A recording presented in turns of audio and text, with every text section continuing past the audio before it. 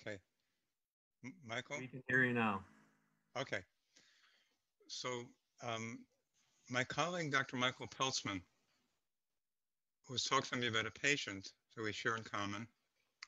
And then at the end of the conversation about the patient, he says, you want to tell me about this Avacen device? And if I'm not interested, it's perfectly okay. But he thought I might like to hear about it. So he told me about it. What he told me was that his very severe neurological disease called Guillain-Barré syndrome, which had paralyzed him, is slowly coming out of paralysis. It was leaving him with residual pain, very severe, 8 out of 10, which is excruciating pain. He's a very brave man. As soon as Michael Ladd, one of the distributors, got Michael Peltzman set up with an Avacen machine, the pain went down to 4. That caught my attention. I prescribe medical cannabis for people. I'm pretty, as a psychiatrist, I'm pretty good at helping people with pain. But I've never seen anything like this. So I looked into it and wanted to become a distributor. And I had the great pleasure of having a video conference with Dr. Joey Bird and some other people here.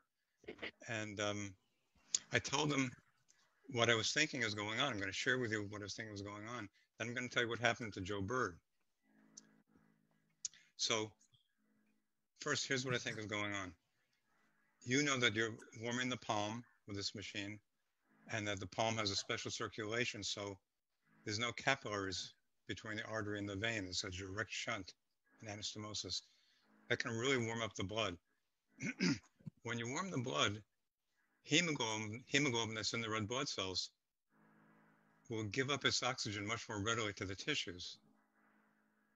There's something called a hemoglobin oxygen dissociation curve, and it's shaped from where you're sitting like an S curve, sigmoid. And the whole curve gets shifted to the right under heat. That's important for muscles because when the blood is going through the muscles and the muscles are warming up, you want more oxygen delivered, right?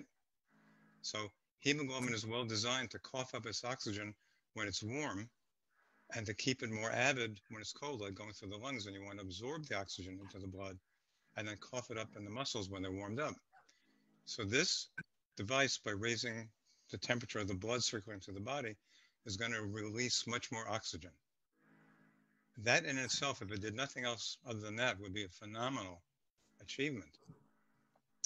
But it's doing something else, because I know from research that I did on wound healing, I'm pretty well steeped in wound healing. When you tug on the skin with a vacuum, you pull on the connective tissue underlying the skin, which irritates the fibroblasts. These are little cells throughout your connective tissue.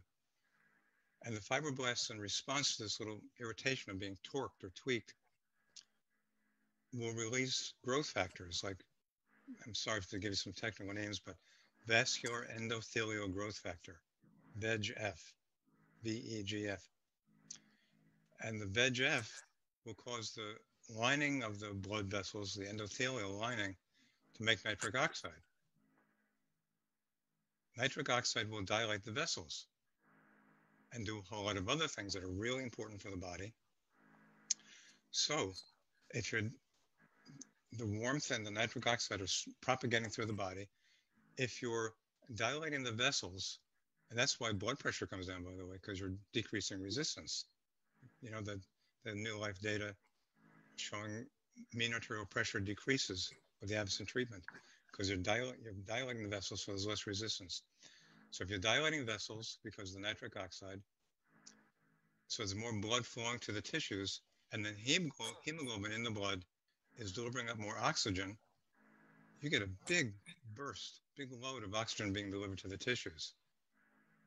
And that's going to heal and cure a lot of medical conditions.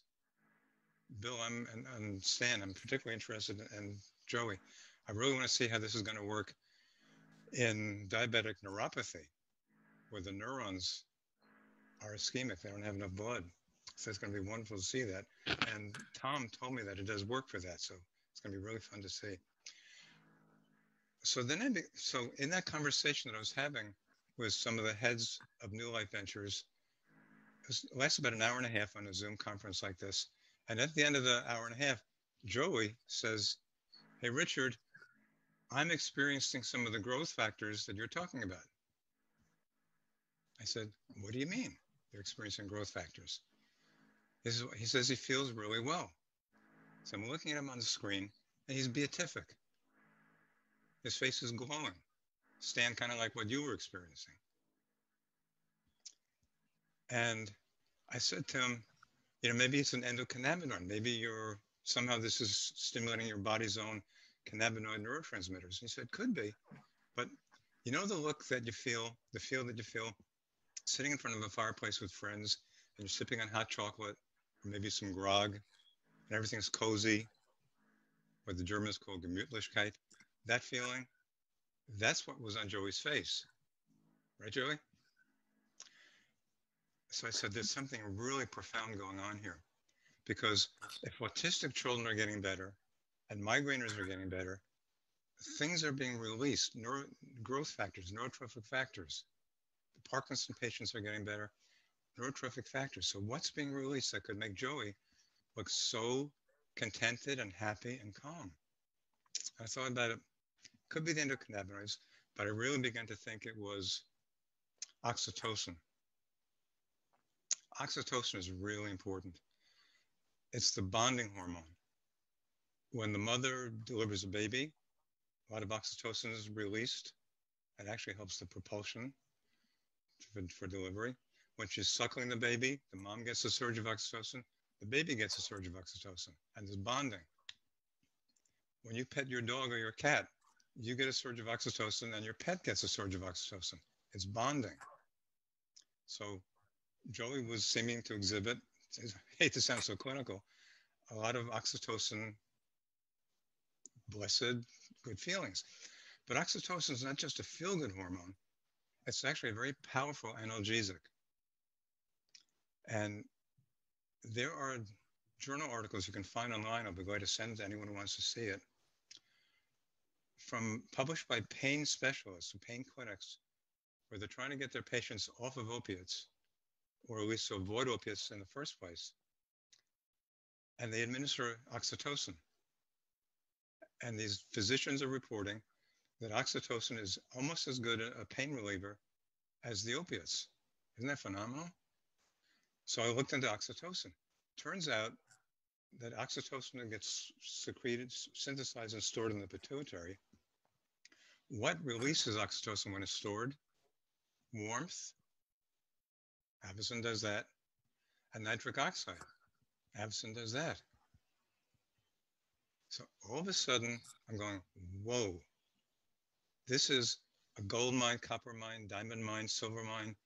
This device has such a plethora, such an embarrassment of riches for the growth factors and hormones that promote healing and well-being. This is wonderful. I'm so excited to be part of this group. And I just want to close my remarks by saying that a friend of mine, who's a therapist, quotes a Buddhist expression for something like this. The Buddhists would call this I'm thinking of the term, a righteous livelihood. For human health. Yes, and to heal. Carlton, thank you so much for your contribution.